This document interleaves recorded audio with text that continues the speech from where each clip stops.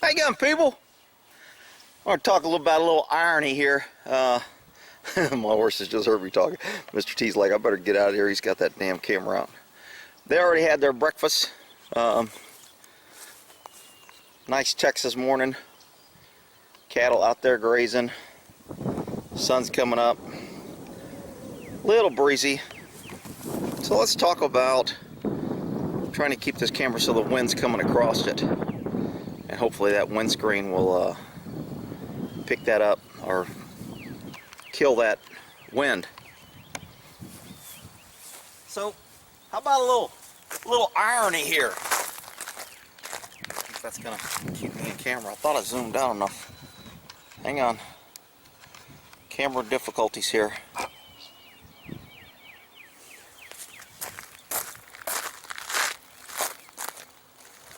Hey, good people.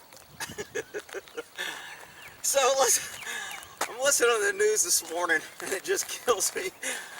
In the country we live in, so the NRA convention is in Dallas, and they announced today that Trump and Pence has already committed to talk, but now Trump's going to come talk at the NRA convention. Now, most people know, if you watch this channel, I'm not a big fan of the NRA. I think it's too political. I think they've lost sight of really protecting it. And the big thing they're promoting at the conference is Trump's going to come talk, even though Trump and the NRA agree that bump stocks should be illegal and should be banned. That just rubs me the wrong way, because it's a piece of equipment. It goes on a gun. The liberals have made it into this evil thing. A couple of people use it wrong, and suddenly we need to ban it. People use cars wrong, no problem. They use knives wrong, not yet a problem, because they want the guns first, then they'll go after the knives. But, I mean, people use acid wrong, people use, whatever. Banning the bump stock, I think, was BS. I think it was government overreach. I think it was unnecessary. I don't think it changed a damn thing. I think anybody that wants to do what those people do when they use the bump stock are going to find a way to create carnage and death anyway. You can't tell that to a liberal because there's no common sense. So, just imagine this. The NRA, supposedly the gods of the Second Amendment, without them nobody would have a gun, and they're so special. The NRA has the president and the vice president come, and they ban guns at the convention. I mean, I was like, are you kidding me?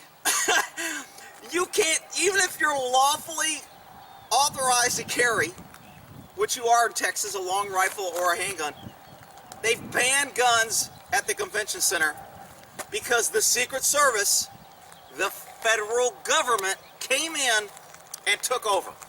And I'm just like, what?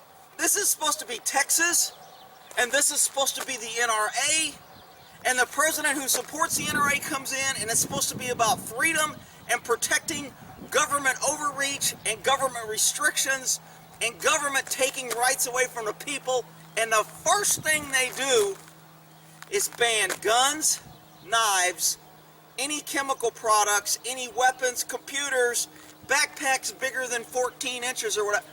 I'm just like, really? So everybody, all the great NRA members and supporters are going to be going to this convention, and they can't carry a gun, a knife, anything to protect themselves. They have basically gone, I mean, it's just mind-boggling, the hypocrisy.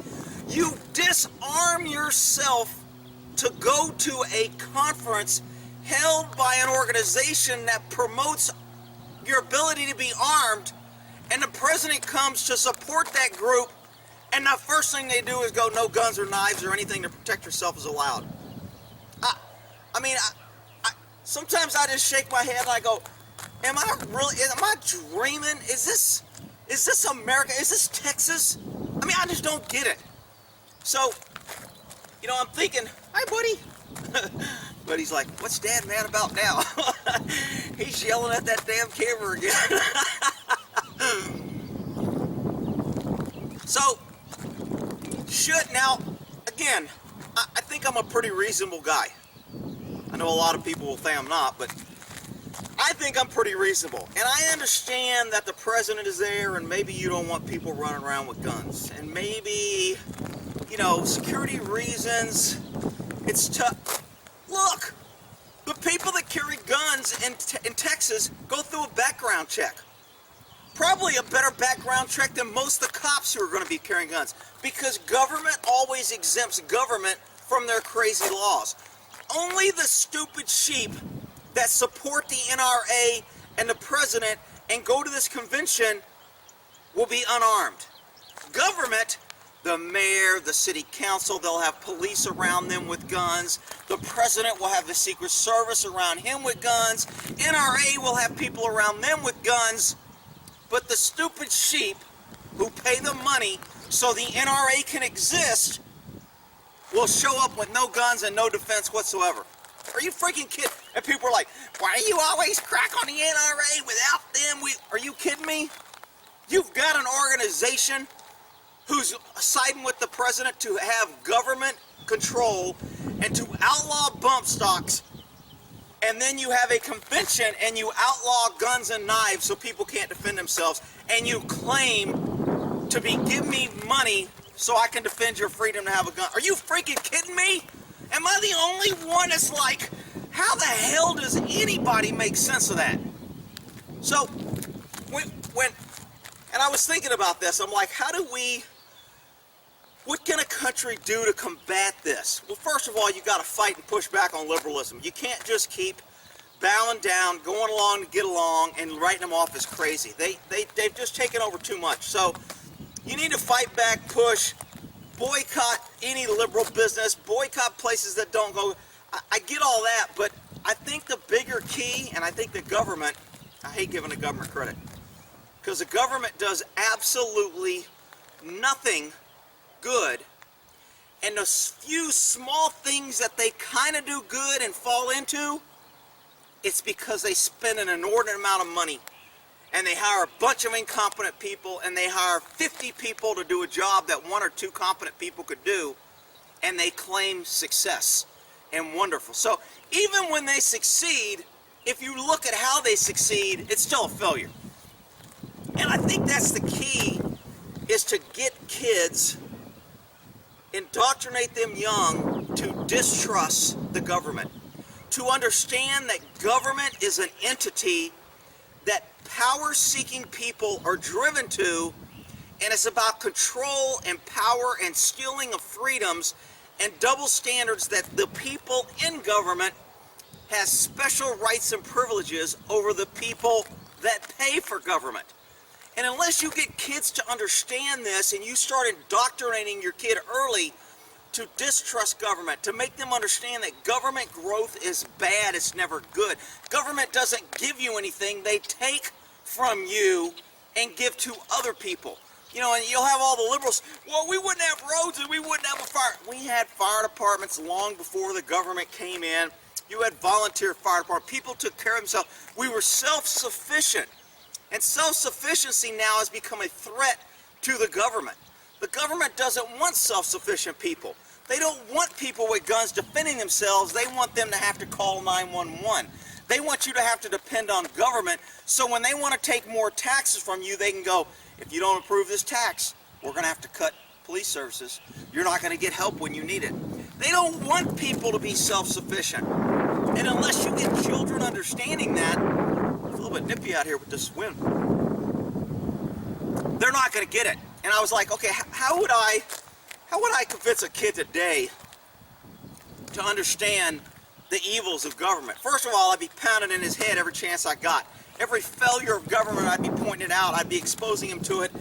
And every time that kid wanted something, and I couldn't afford it, or I had to say no, I would pull out my pay stub and say, look what the government steals from me each month.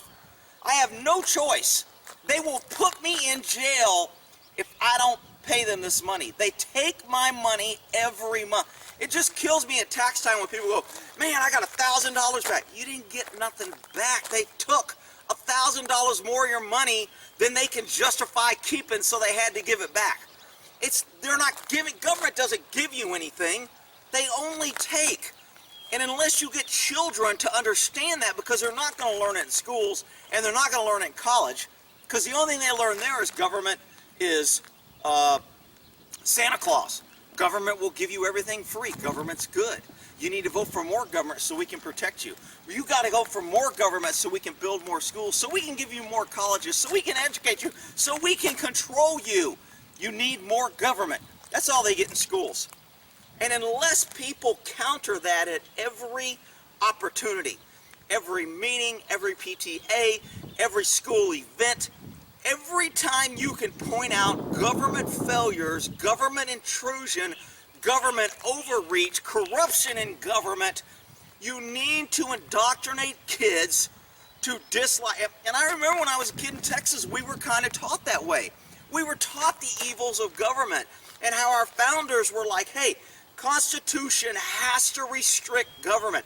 If we don't put strict controls on government, it will grow out of control, overreach, and it will stomp on a people.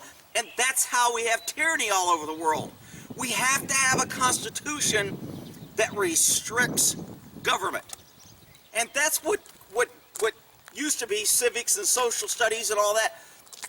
That's kind of what they used to teach a little bit. I mean, it wasn't that much in your face, but you could read between the lines. And we were taught about great battles against the government that were won, and how, you know, I mean, it's just, I just don't get it. But when I heard this morning, I caught a possum last night, and so I had to go take him to the lake. So I'm driving to the lake, and I got the radio on, and I'm like, President's coming to talk at the NRA, and I'm like, well, that's good. At least he's supporting the Second Amendment, and he's not afraid. He's not hiding like all the other wimpy politicians, those evil gun people. I've got to distance myself. He's not falling into the pressures. I'm like, good for him. And then right after that, they go, and the Secret Service has just taken over the convention center, and their rules apply, so there'll be no guns, no knives, no pepper spray, nothing to defend yourself, or they can be used as a weapon. I'm like, really?